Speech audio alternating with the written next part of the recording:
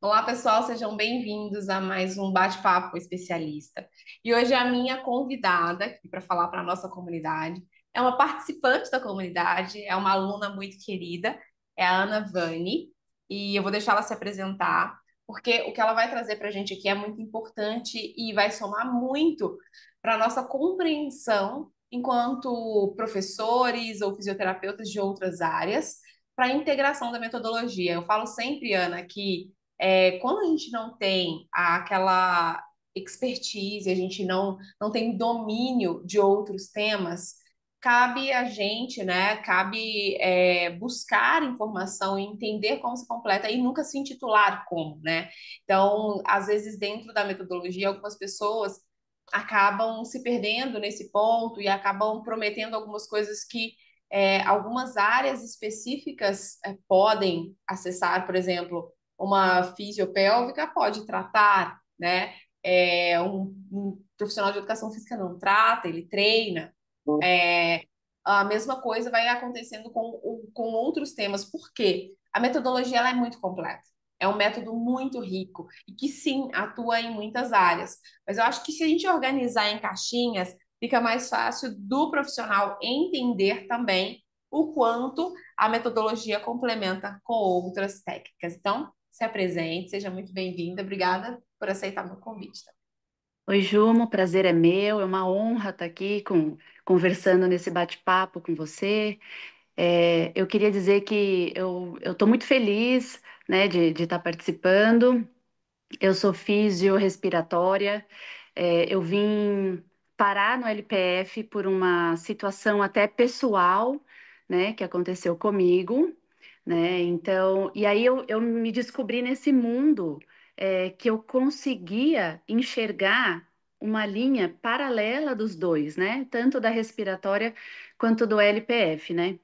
Então, brevemente, assim, eu tive uma infecção da Covid em 2022, e após essa infecção, eu desenvolvi uma taquicardia, né, benigna, que é própria da Covid, porque a infecção da Covid, ela estimula o sistema simpático.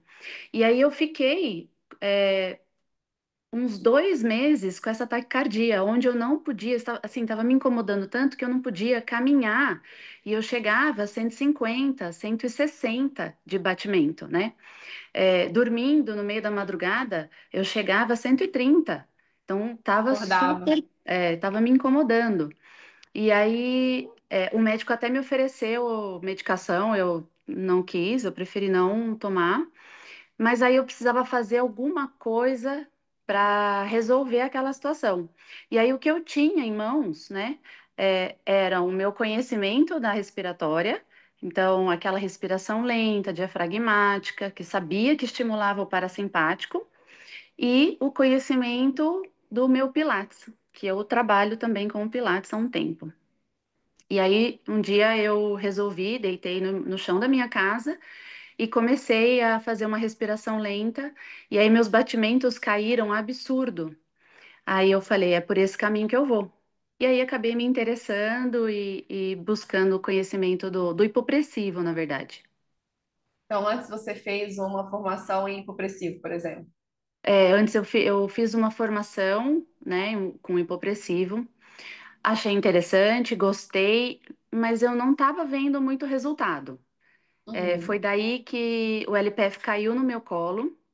E aí eu resolvi fazer o módulo um. Falei, vou fazer só o módulo um, né, para poder no marketing usar o módulo um, que o LPF é o conhecido.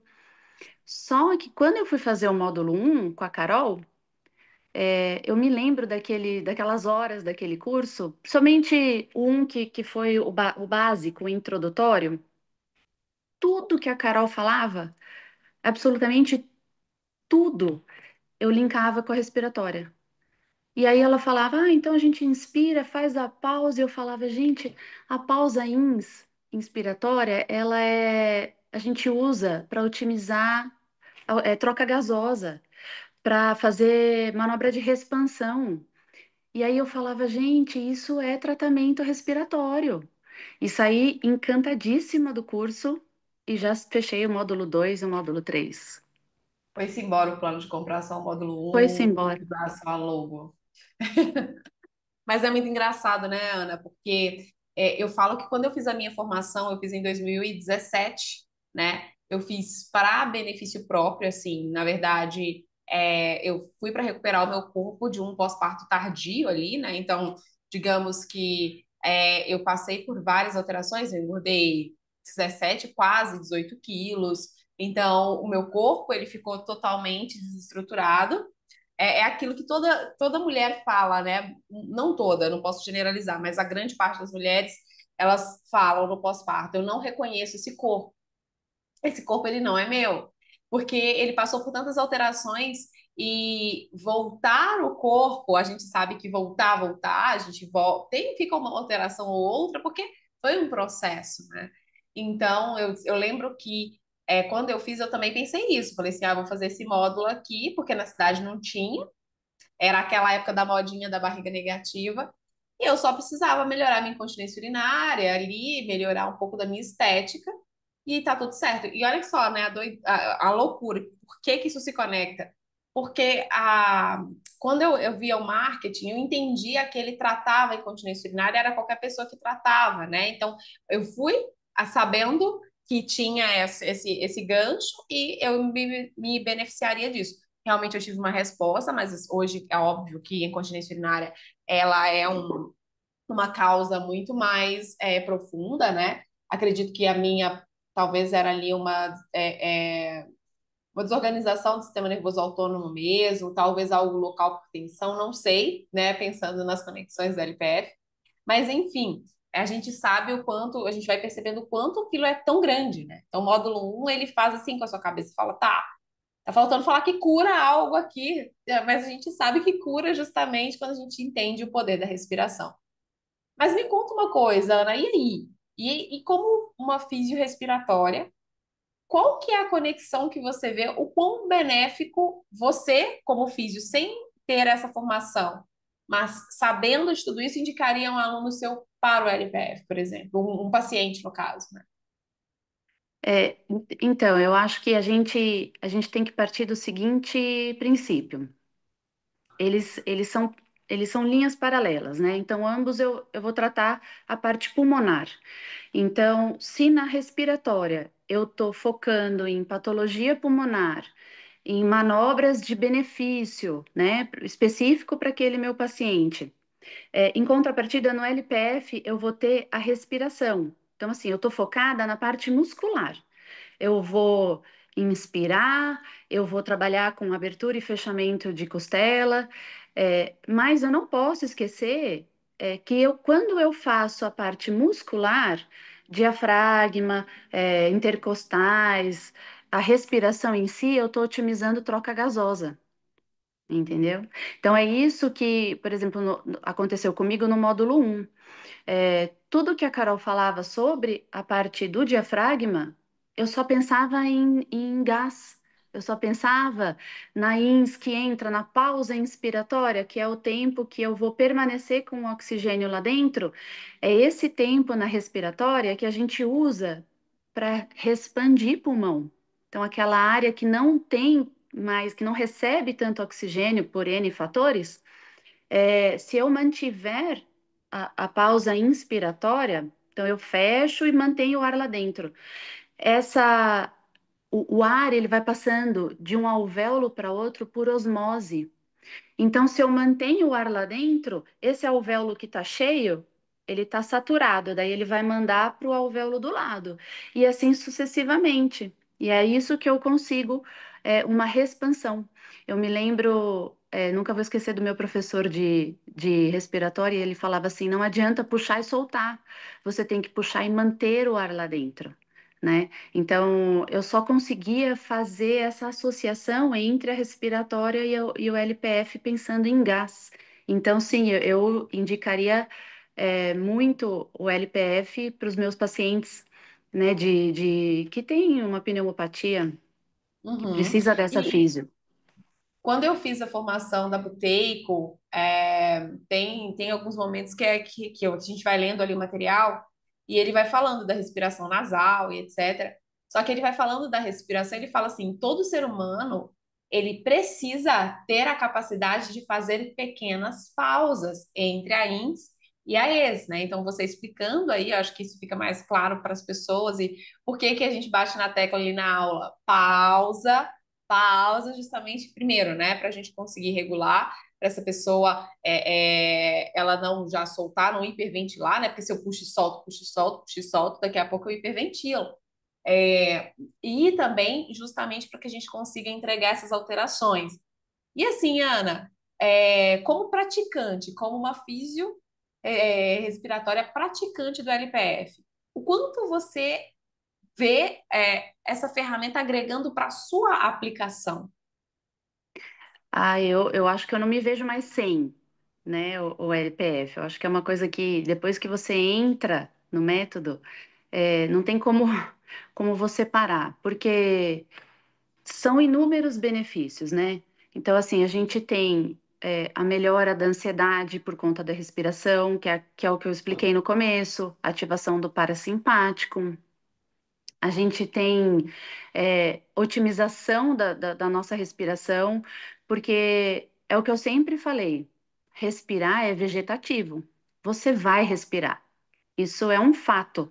O seu cérebro respira sem você pedir, né? Isso é autônomo. Agora, como você vai respirar, daí já são outros 500. Você pode respirar de um modo benéfico, mais benéfico para você, ou você pode simplesmente respirar para não morrer, que daí não é o ideal, né? Então eu vejo assim que eu não tem como voltar. Eu acho que é um caminho onde você vai só ganhando, só tendo benefícios. Pam, aproveitando que você está aqui, né? Acho que talvez você explicando, não, que a gente explica isso no módulo 3, mas talvez você consiga explicar de uma forma sucinta. Pensando, por exemplo, nas apneias do LPF, então, apneia expiratória prolongada.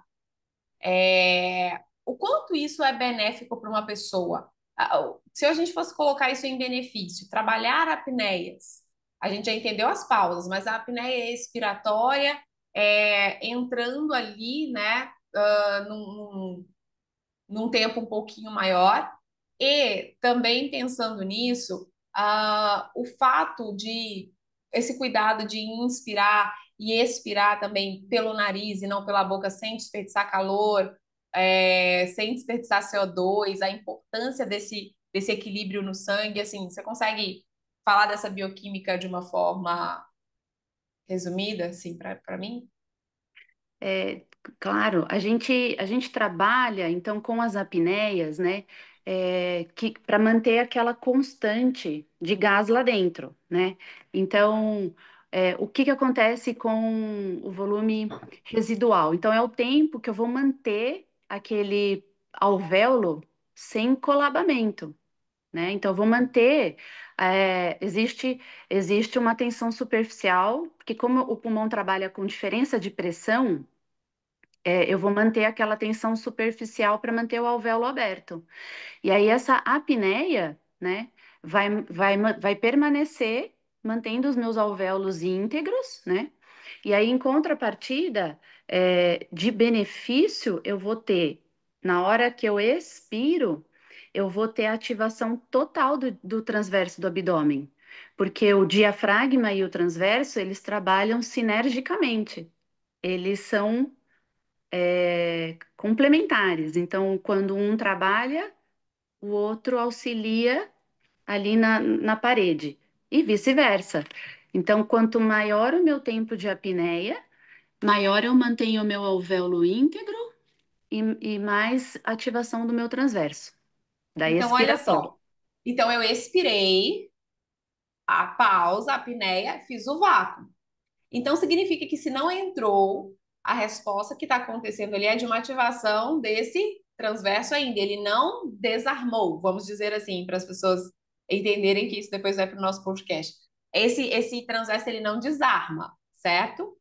Porque Certo. quando a gente faz, tem um estudo do Navarro, tem os estudos que mostram a parede abdominal, a gente vê o aumento dessa espessura. Isso é nítido, né? Então, tem uma resposta. Olha só que interessante isso para a gente entender a questão da resposta do transverso na apneia expiratória. Significa que se você fizer uma apneia inspiratória, você realmente não vai ter o mesmo benefício de uma apneia expiratória, né? Até porque, além disso, a gente entra na hipótese da hipóxia intermitente, né? Como sendo um benefício. Como é que você vê isso linkado ao mesmo ponto que você colocou agora, Ana? Então, quando eu tenho, então, para a gente entender a mecânica de diafragma e transverso, eu acho que precisa ficar bem claro, né? Porque, como você disse no começo, a gente não é especialista em tudo, né? Então, a gente não sabe. Então, o que acontece? Aqui eu tenho meu transverso no abdômen e aqui eu tenho meu diafragma. Então, qual é a função do transverso? Conter conteúdo abdominal, certo?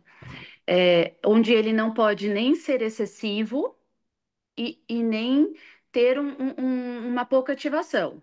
Então, quando eu inspiro, o transverso ele tem que ligeiramente caminhar para frente, para eu poder manter essa pressão aqui no abdômen, uma pressão ideal. Se ele não caminhar para frente, se eu só desço, eu tenho um grande aumento da pressão e uma sobrecarga aqui no meu períneo excessiva, que isso vai me gerar grandes problemas. Por isso que quando eu inspiro, o ideal é o meu abdômen caminhar um pouquinho para frente, né?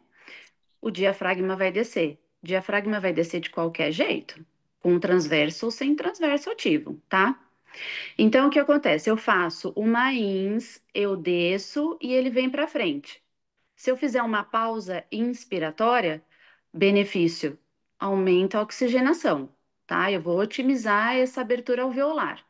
Muscular, na parte muscular de transverso, não tenho grandes benefícios. Quando eu expiro, meu diafragma volta a cúpula para frente e aí eu tenho a ativação do meu transverso para manter essa pressão. Quando eu faço uma apneia expiratória, eu tenho uma isometria desse transverso, onde eu tenho 5, 10, 15 segundos de isometria, onde é uma das melhores contrações. Então, o LPF é milagroso porque eu tenho um resultado tão rápido? Não, não é milagre. Eu tenho uma isometria da parte muscular onde eu quero atingir. Então, por isso que aqueles resultados que a gente vê na internet, de pessoas conhecidas, né, licenciadas, 3, 4, 5 meses de LPF eu melhorei aquele aspecto da parede abdominal, não é milagre, é isometria. Faz um quadríceps aí 2 vezes por semana, só com esse tipo de isometria, se você não ganha, ganha muita força, né? Sim. Ô, Ana, só te cortando na desculpa, mas é por isso, olha só, essa explicação, pessoal, isso mostra por que que a pessoa fazendo vácuo ou não, ela vai ter resultado estético, sim, né? Se você mantém uma pausa. É óbvio que aí o vácuo, E o vácuo? Qual que é a sua visão do vácuo nisso tudo? E como o vácuo entra como benefício nisso tudo, Ana? Então, daí o vácuo é uma manobra, até é uma história engraçada, quando eu fazia aula com a Juma, um dia, eu como respiratória, e ela pediu o seguinte exercício: solta o ar e mantém costela aberta. E aí eu pensei, gente, é impossível, é o contrário da fisiologia, porque na expiração a costela vai fechar, né? E aí na prática, eu entendi exatamente como funcionava, né? Então, se eu mantiver, para que que serve isso? Nada além do que você isolar a musculatura. Então, você solta o ar e mantém a costela aberta. Você está isolando ali os intercostais e está ativando os oblíquos. E aí que eu vou atingir a musculatura, mais profunda. E o vácuo nada mais é do que isso, a gente fazer movimentos onde a gente não está acostumado. O que acontece, eu já comentei também com a Juma, eu como fiz o respiratória, né? A gente tinha muita linha de uma expiratória. respiração prolongada. Então, quando eu comecei a fazer aula do LPF, solta o ar, eu fico. Solta, solta, solta, solta, solta, solta. E não é isso. Não é só isso que funciona, né? A gente tem Uhum. que entender a mecânica correta e aplicar a mecânica, o objetivo de aplicar a mecânica nas determinadas situações. Eu vou, talvez, um momento fazer uma ex mais prolongada, sim, mas não era o ideal. Aham. É porque dentro a gente tem um LPF e a gente vai ter o facial breathing. Dentro do LPF, a gente trabalha com volume corrente para manter espaços, justamente pela ação hipopressiva e etc., né? Que a gente quer pela resposta tônica. Então, se essa intenção de manter costelas abertas é exatamente isso que a Ana falou, a gente vai focar. Então, por exemplo, intercostais internos e externos. Internos abrindo costelas, externos fechando costelas, oblíquo interno participa. Peraí, que eu acho que eu inverti. Oblíquo interno fecha a costela, Isso. intercostal interno fecha a costela. Oblíquo externo, tá certo. Intercostal externo abre costela, e o oblíquo externo não é que ele. Mas ele está mais próximo, ele participa da mecânica ali. Na verdade, os oblíquos eles vão participar tanto da abertura quanto do fechamento, né? É, e aí, se eu tiver errado, você pode me corrigir, tá? É aquilo que eu te disse.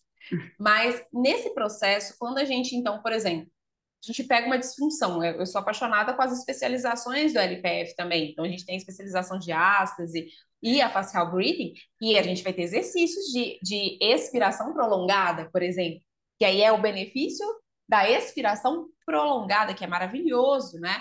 Trabalhar expirações prolongadas. Aí sim a gente sai desse volume corrente, a gente entra um pouco nesse volume de reserva, porque a gente está treinando essa respiração especificamente. Dentro do LPF é um treinamento postural e respiratório visando reabilitação dessa função da parede abdominal, dessa função postural, dessa função corporal, devolvendo uma homeostase ali, né? Então, quando a gente entra com essa ação, porque muitas pessoas pensam, Ana, que o vácuo é só um vazio que vai jogar os órgãos para cima. Então, pensa só, na mecânica, o diafragma está relaxado, certo? No vácuo, eu estou colocando stretching, ele é um músculo. Eu estou alongando esse músculo. Olha o benefício disso. Eu estou colocando ele em tensão aqui, estou alongando ele. Ele precisa também, ele vai perdendo a sua qualidade, né? Ele vai ficando mais achatadinho com a idade, ele perde a sua mecânica, isso vai influenciar em N pontos diferentes. Então, eu estou colocando ali esse diafragma em ação, é um músculo, estou treinando esse músculo. Ah, em resposta a esse vácuo também, a gente tem essa descompressão da coluna, a gente tem essa descompressão do diafragma pélvico, que né, ele está sempre ali, às vezes, em sobrecarga, uma gestão dessa pressão intracavitária. Então, não é simplesmente estou fazendo um vácuo aqui, inclusive as pessoas confundiram esses dias, porque, infelizmente, o profissional ele não lê, não é generalizado, mas uma grande parte não lê. Então, se eu colocar aqui agora, a vácuo, ele vai fazer você sentir gosto de chocolate, estudo diz. A pessoa vai pegar o meu post que está escrito que vácuo faz sentir gosto de chocolate e ela vai compartilhar esse estudo como sendo uma verdade. Ela não parou para ler que aquele estudo está falando de leg press, por exemplo, né? Então, foi o último acontecimento que a gente teve aqui com a manobra de Drawin, que foi onde as pessoas. Manobra de. Você, como físio respiratória, Ana, você sabe explicar a manobra de Drawin? O que é? Você já Então, ouviu falar? é aquela manobra que faz só. Como que era, Juma? Que parte da A expiração? manobra de Drawin, que ele cita no estudo, é uma contração, porque na verdade tem bracing, tem outras manobras ali que o pessoal utiliza para ativar o abdômen. Nada mais é do que contrair. Então, é um afundamento abdominal. Então, as pessoas confundem, olha só que loucura. Como tem ali um afundamento, que é, na verdade, essa intenção de levar o umbigo para dentro, isso é manobra de drawing, tá vendo? Ó, eu ativei essa musculatura, eu levei para dentro. Aí, o que que eles fizeram? A pessoa queria fazer uma pesquisa sobre o vácuo abdominal. E aí ela, como ele não encontrava nenhuma referência, segundo ele achou o mais próximo, porque isso era um vácuo leve. Gente, não tem nada a ver com vácuo leve, porque a gente não vai contrair essa resposta, ela vai responder de forma involuntária. Lembra que a Ana falou no começo assim, a respiração ela é autonômica, vai acontecer. Então, essas funções, essa resposta do transverso em relação à descida do diafragma, ao retorno, está acontecendo, aí que tá. Se ele tem função ou não, é outra história, né? Enfim, e aí ele julgou que isso era o vácuo abdominal e disseminou aquela informação de que o vácuo aumentava a diástase ali, que era maléfico e etc. Enfim, foi um caos. Então, assim, as pessoas elas não sabem, às vezes, sobre a profundidade do que a gente está trabalhando, sabe? O que acontece na Drawin, né? Em 1995, mais ou menos, se eu não estiver enganada no ano, foi quando começou a disseminar sobre umbigo para as costas, né? É, que começou na área do Pilates, né? Então, até eu mesma é, falava, joga o umbigo para as costas, umbigo para as costas. Qual era a ideia dele, tá? Se eu não me engano, o nome dele é Rhodes. Então, Horror. eu tenho a coluna, tenho conteúdo abdominal, tenho o transverso do abdômen, reto, transverso, tá? A ideia dele era tratamento de patologias lombares, onde eu fazia na expiração o draw-in e jogava o umbigo para as costas. E aí esse conteúdo abdominal iria empurrar a minha lombar. E aí eu ia ter esse alívio, acho que ele pensava em um alívio de correção de patologias lombares, entendeu? Só que Uhum. hoje a gente sabe que o umbigo para as costas não é o ideal. A gente sabe que Não. quando eu afundo, né, quando eu levo esse umbigo para as costas, eu estou aumentando principalmente a pressão aqui no assoalho pélvico, porque eu acho, porque assim, quando eu vou empurrar a área, você concorda que a área é a mesma? Então, se eu tenho Sim. contenção aqui e aqui e eu diminuo a área, eu tenho um aumento tanto do diafragma quanto do assoalho pélvico. Só que o diafragma, Uhum. ele é fechado, é uma cúpula, né? Eu não tenho para onde escapar essa pressão. Aonde eu tenho maior escape de pressão, no assoalho pélvico. Então, a gente não deve direcionar umbigo para as costas, né? Muito pelo contrário. O que eu vejo também na minha prática de LPF, né, nas minhas aulas, a gente recebe as pacientes e a gente recebe essas pacientes e a gente enxerga, quando a gente fala, solta o ar e lentamente faz o vácuo, na hora o umbigo vai para as costas. E a gente deve Uhum. corrigir isso. A gente não pode Sim. deixar isso acontecer. Exatamente, porque olha só que interessante.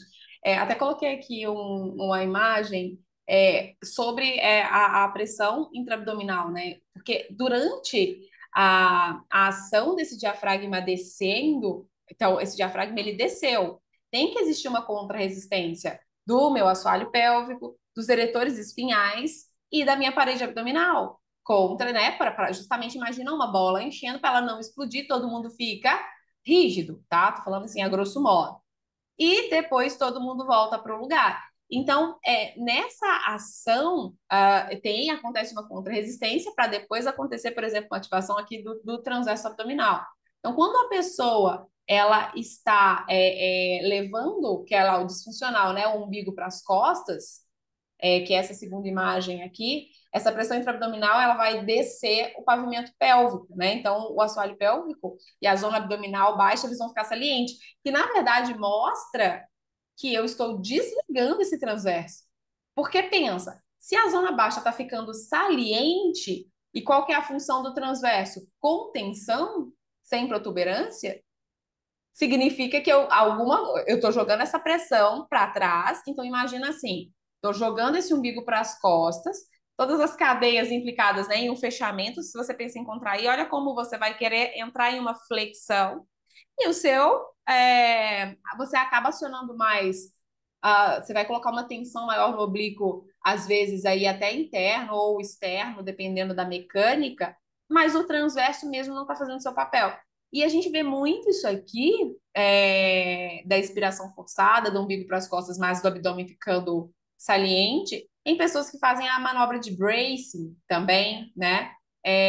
Digamos que seria o vácuo é quase que uma manobra de hollowing, né?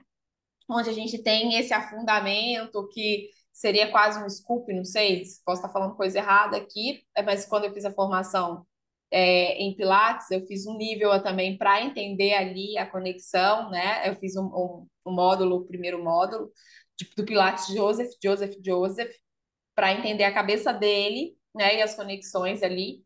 E ele fala do scoop, né? Então, aquele scoop, para mim, eu entendo como basicamente a manobra de hollowing. É quase um vácuo sem apneia, né? Porque é essa ação de ascensão o tempo todo ali também. Então, são muitas essas conexões, né, Van? São muitas essas conexões e eu acho que a gente também não pode deixar de falar que é importantíssimo dos ligamentos que unem os órgãos ao diafragma. É, e assim, na minha formação de LPF, eu escutei muito, eu era constipada e não sou mais. Então, assim, não é só musculatura que age, não é. Então, quase todos os órgãos, né? Não, não são todos. Tem o seu ligamento ao diafragma, né? Então, por isso que toda vez que eu tô no LPF trabalhando a força desse diafragma, eu tenho movimentação peristáltica, entendeu? Eu tenho ligamento de estômago no diafragma, onde eu tenho melhora de refluxos, entendeu? Onde eu tenho melhora do peristaltismo. Então, a gente não pode ficar preso em uma ideia só. A gente não pode ficar preso na parte muscular, ou na parte gasosa, ou na parte. A gente tem que olhar num todo, entendeu? Então, esses ligamentos, por exemplo, do intestino, né? O freno cólico, ele vai ligar o intestino no diafragma. Então, estou trabalhando, ele está sendo tensionado. E aí, esse tensionamento que vai gerar esse peristaltismo todo. Então, não posso ficar presa numa ideia só. Sim. E o profissional que se prende a uma ideia só e julga ela como sendo a única e total responsável por todos os resultados, ele não só se limita, mas ele limita os seus alunos, os seus pacientes experimentarem resultados superiores, né? Porque não é aquilo. Tudo que você faz e a formação do LPF, ela não te limita, ela te acrescenta. Então, não significa que para dar uma aula de LPF você vai, é só isso que eu aprendi aqui, eu vou aniquilar o meu conhecimento. Não. Olha o quanto você tá mostrando para gente essa conexão de conhecimento de tudo que você já tinha na bagagem, associado a fazer sentido essa ferramenta para você, quanto profissional, em tudo que você estudou. Né? Então, a gente fala dos julgamentos da metodologia, mas a pessoa ela tem que fazer uma boa formação de 45 horas, entendendo, e além de tudo, é uma coisa que eu sempre bato na tecla, Ana, vivenciar. Porque a experiência, gente, a prática, você praticando, a teoria é linda, a ciência ela é maravilhosa mesmo, ela tá aí para comprovar, mas tem algumas coisas, nada é linear, né? Então, quando você entende, você consegue adequar a ferramenta, você consegue pegar várias partes dessa ferramenta e colocar para funcionar de verdade para cada caso, né? Então, para uma pessoa que tem costelas abertas, por exemplo, né? Ai, as costelas são aladas, se não é algo anatômico, então eu tenho que pensar nesses intercostais, eu tenho que pensar nesses oblíquos. Como que eu vou acionar esse oblíquo interno? Ai, vamos brincar então de manter costelas abertas, que ela já mantém, então vamos mandar ela fechar essa costela. Então, assim, qual mecânica eu vou utilizar, né? Então, as pessoas elas precisam entender que ferramentas estão disponíveis, e que cabe a gente, como profissional, bons profissionais que somos, estudar, praticar, aplicar esse conhecimento, e então a gente aprende. Porque na hora da aplicação você fala, isso pode ser assim e assim, porque aqui funcionou para essa pessoa dessa forma, né? Então, para mim, uma visão completa de um profissional é exatamente sobre esse ponto, onde as pessoas elas entendem que não é só vácuo, não é a postura. Para a pessoa conseguir fazer o vácuo, tem muita coisa conectada. Então, pensa só, como que vai acontecer a mecânica do vácuo para uma pessoa que não tem um bom padrão respiratório, tá toda colapsada, tá? Tem ali, então, pensando em todos os ligamentos aí que conectam o diafragma aos órgãos, pensando ali, então, ligamento arqueado medial e lateral, quadrado lombar e psoas. Pensa nos pilares do diafragma. Então, gente, é uma tensão quando existe que está em todos os lugares. E toda alteração ali presente não vai me permitir, muitas vezes, conseguir realizar a manobra, né? Então, como que, como profissional, se eu não tenho outras ferramentas, eu vou saber como que eu vou atuar em cada outro ponto, manualmente falando, né? Então, é isso que foi apaixonante para mim no LPF, né? Onde cada vez mais eu entendia, eu estudava o método na parte de diafragma mesmo, aquilo que você falou, os pilares, os ligamentos, a parte muscular. Aquilo fazia muito sentido na minha área respiratória, entendeu? Que na Hum. verdade, quando eu fiz a minha formação de respiratória, a gente não estudava, a fundo a parte muscular, né? Assim, eu acho que eu não me lembro de ter levado pessoas em consideração, de, de ter mencionado, né, quadrado lombar. Então, assim, tudo se conectou para mim quando eu fui fazer a minha formação de LPF, né? E onde eu me lembro que eu pensava assim, infelizmente a gente não vai ter, né? A gente podia fazer um estudo dos pacientes hospitalares, dos internados, será que eles vão reagir melhor numa internação? Os praticantes de LPF, né? Se eles precisarem de uma ventilação mecânica, será que eu consigo tirar esse paciente do estágio mais crítico, mais rápido, mais fácil? Porque um dos nossos problemas é justamente pegar aquela senhorinha que tem aquele abdômen globoso, que acho que nunca respirou de uma forma otimizada na vida, e ela vai precisar de uma respiração artificial, e aí eu vou ter um prolongamento dessa respiração, porque eu não consigo tirar ela do ventilador, entendeu? Uhum. Porque é um treinamento muscular, né? Você tirar uma via artificial. E aí Sim. eu sempre me questionei isso, assim, de curiosidade, será que os praticantes de LPF sairiam melhor? Mas a gente não tem esse dado, Tem que porque fazer, tem que fazer um estudo, e assim, tentar um estudo randomizado muito bom para trazer isso ainda à tona, porque o LPF, hoje a gente tem um conhecimento muito maior dentro da medicina e o respeito, mas por outro caminho ainda tem um desconhecimento muito grande, né? Então as pessoas elas não entendem a potência da ferramenta. E aí eles pedem, eu preciso de estudo científico, eu preciso eu preciso de comprovação científica. Só que é um método relativamente novo, a gente está no Brasil, o quê? 10 anos, né? Vou fazer 10 anos agora. É novinho ainda. É criança caminhando, entende? Então a gente precisa que isso aconteça.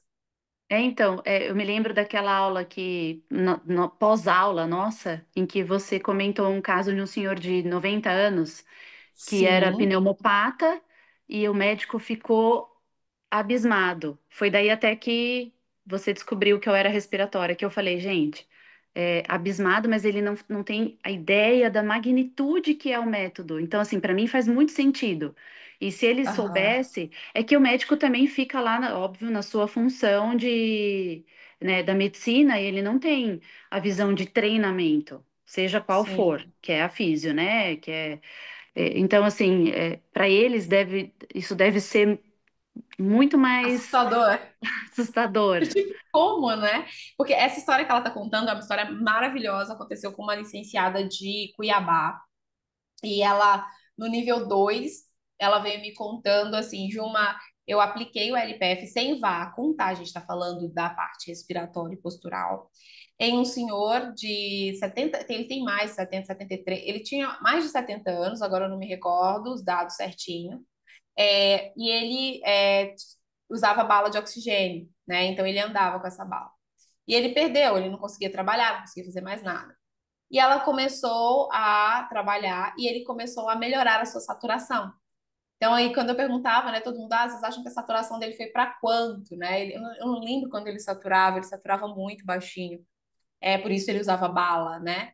É, e aí, todo mundo achou que ele foi para uns 70, né? Ele começou a saturar 70. E não, ele foi saturar 90, 93, uma coisa assim. E ele parou, ele não precisou mais utilizar a bala.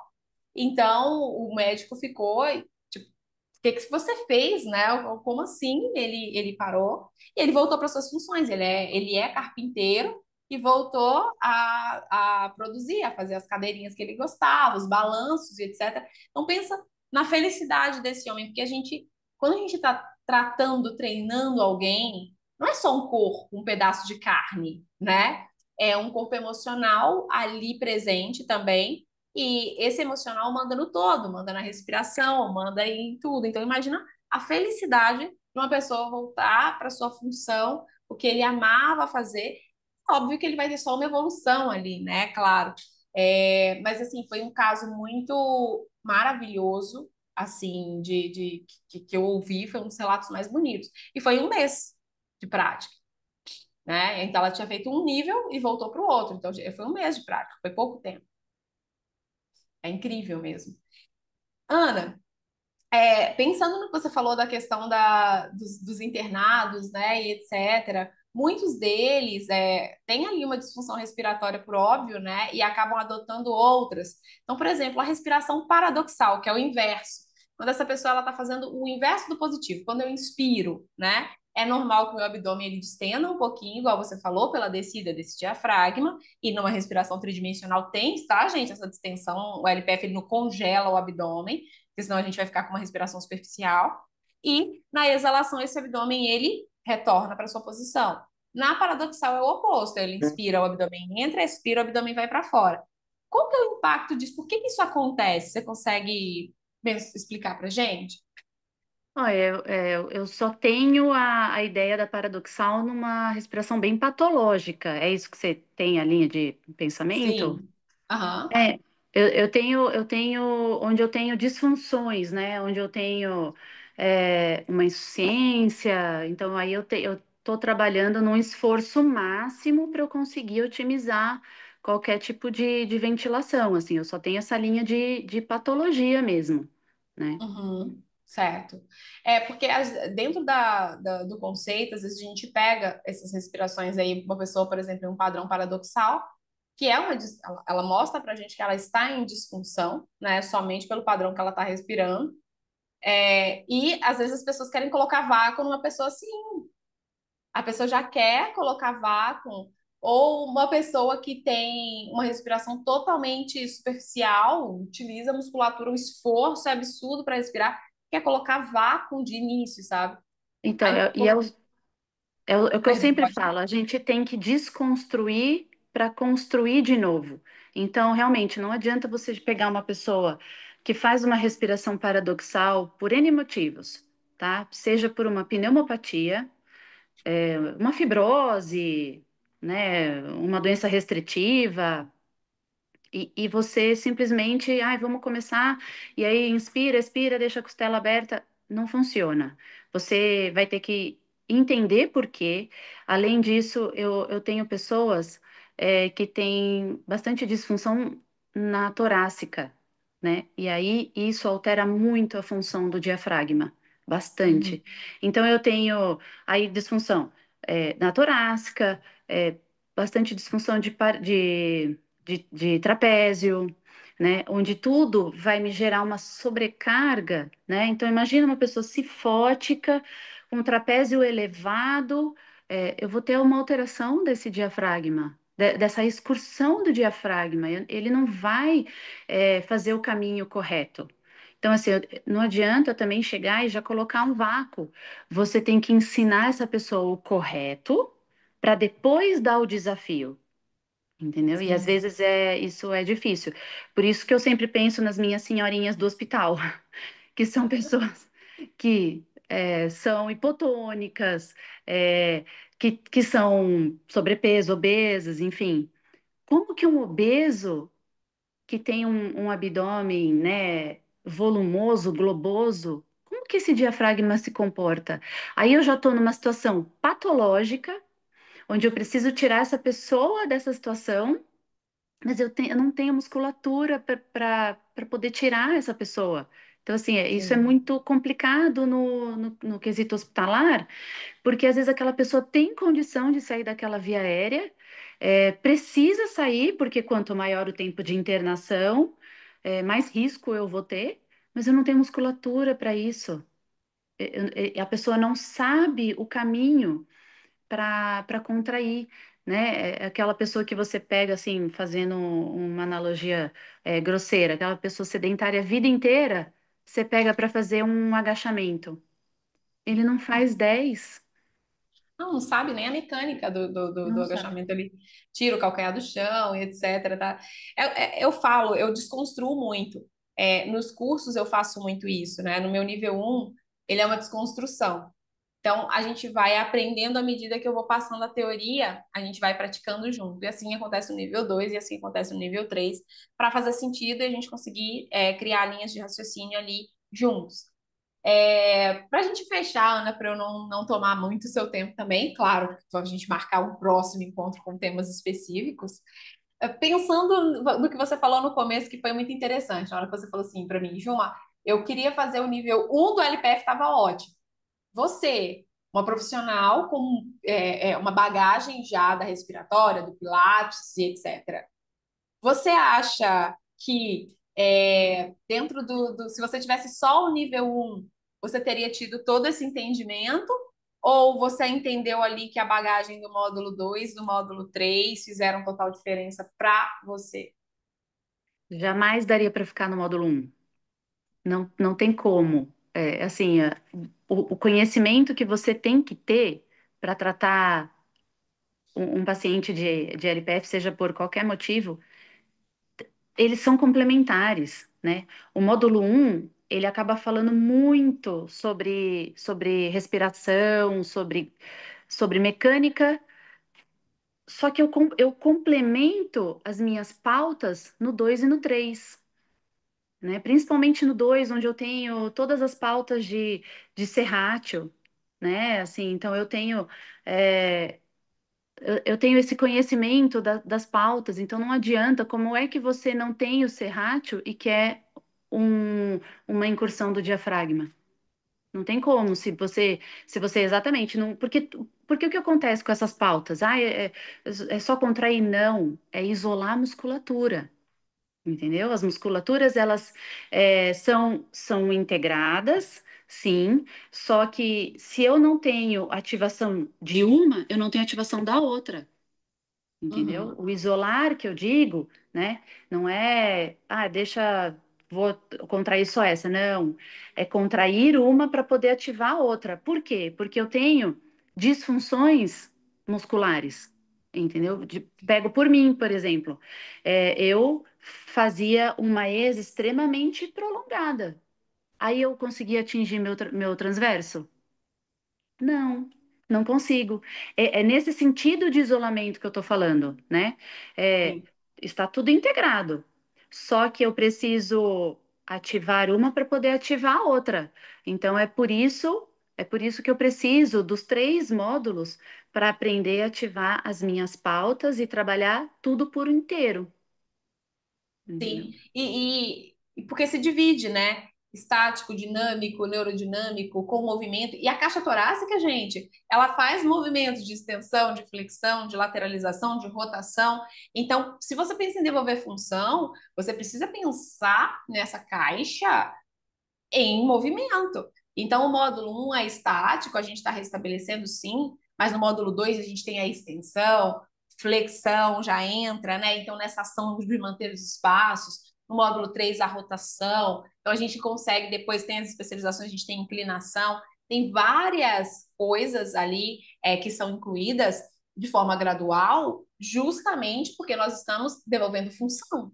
Então, é o que a Ana falou.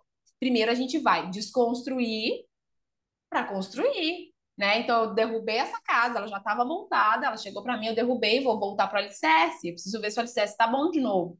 Se o alicerce está ok, eu vou dar aqui um jeito nele e aí eu vou subindo parede por parede. Então, esse é o processo de reabilitação. Isso é restabelecer função. Não é tentar a todo custo enfiar toda a ferramenta.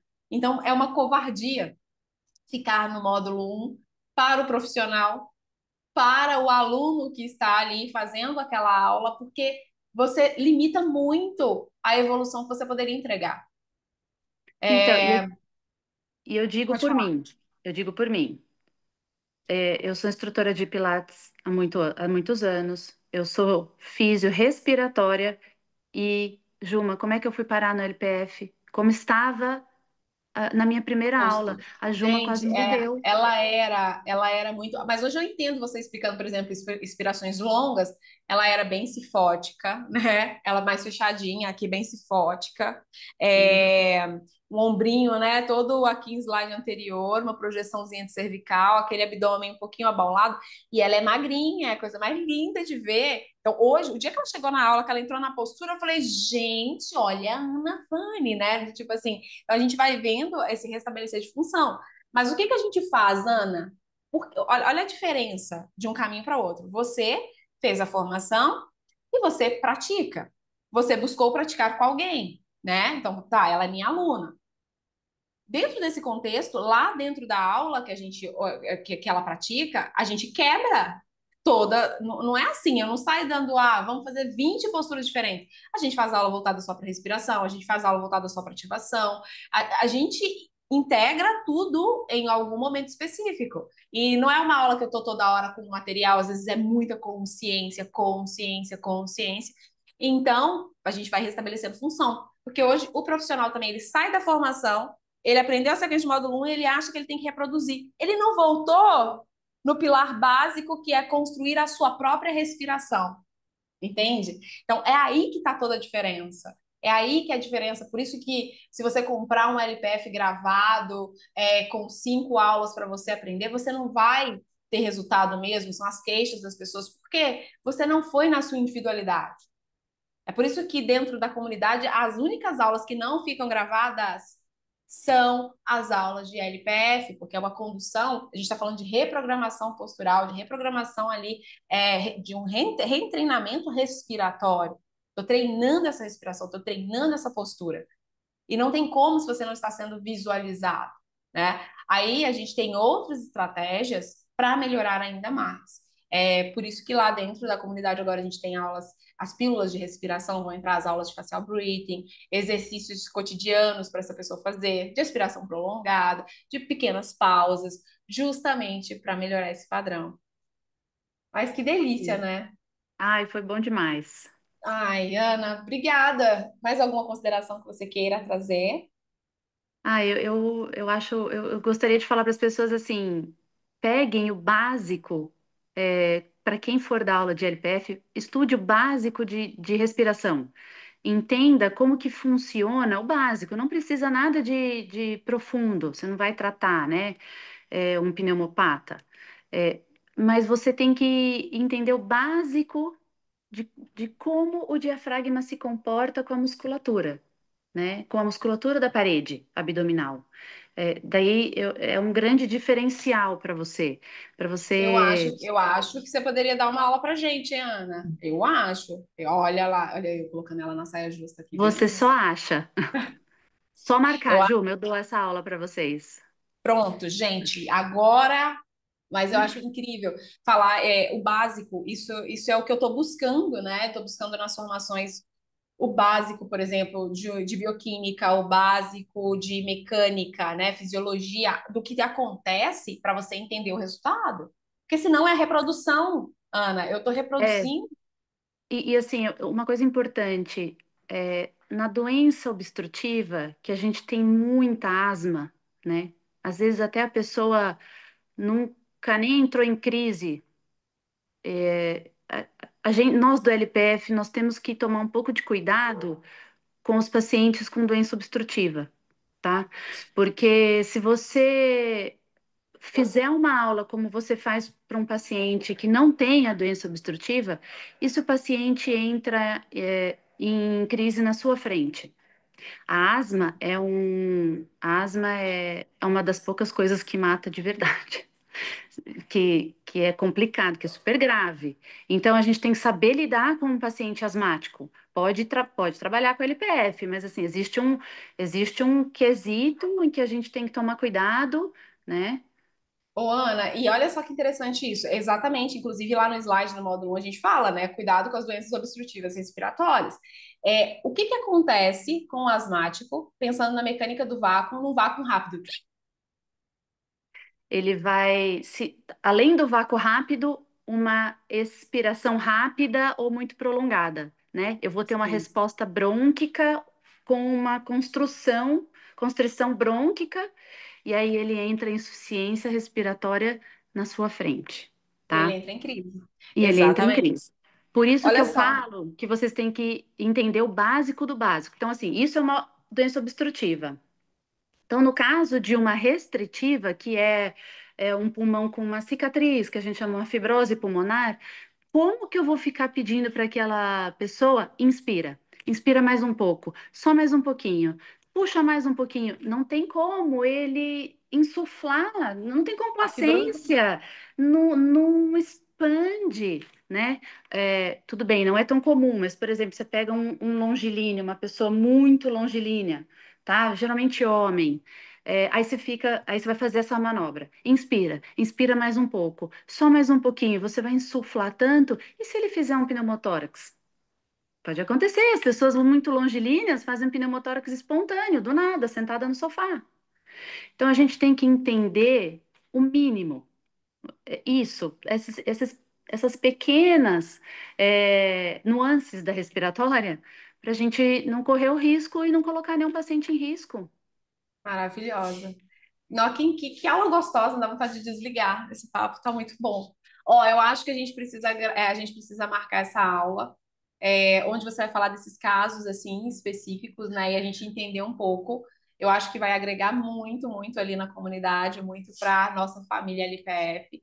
E Ana, muito obrigada por colaborar, compartilhar o seu conhecimento com tanto carinho, né? Você sempre muito disponível, sempre ali carinhosa no final da aula, fazendo as considerações. Muito, muito obrigada, tá? Fica aqui o meu carinho para você e espero te ver em breve. E ó, já quero marcar, hein, gente? Acho que vocês têm que escrever lá no grupo. Ana, e a aula, e a aula? Eu que agradeço, Juma, foi uma delícia. Eu fico feliz em contribuir, assim, para duas paixões da minha vida, que é a respiratória e o LPF, né? Eu só tenho a agradecer pelo início de tudo, pelas aulas que você nos dá, pela comunidade que é maravilhosa. E eu fico à disposição, a hora que você quiser, é só me chamar. Então pronto, gente, agora tá comigo a bola. Passou a batata para minha mão. Fechou. Ana, um beijo, meu amor. Fica com Deus. Muito obrigada. Obrigada por disponibilizar o seu domingo. Estamos aqui em um domingo de manhã gravando esse conteúdo para vocês com muito carinho. Então, até Muito breve para obrigada. a nossa próxima aula e um beijo. Fica com Deus, tá? Beijo, gente. Tchau. Obrigada. Obrigada, pessoal. Obrigada aí pela presença de vocês aqui nessa aula também. Até breve.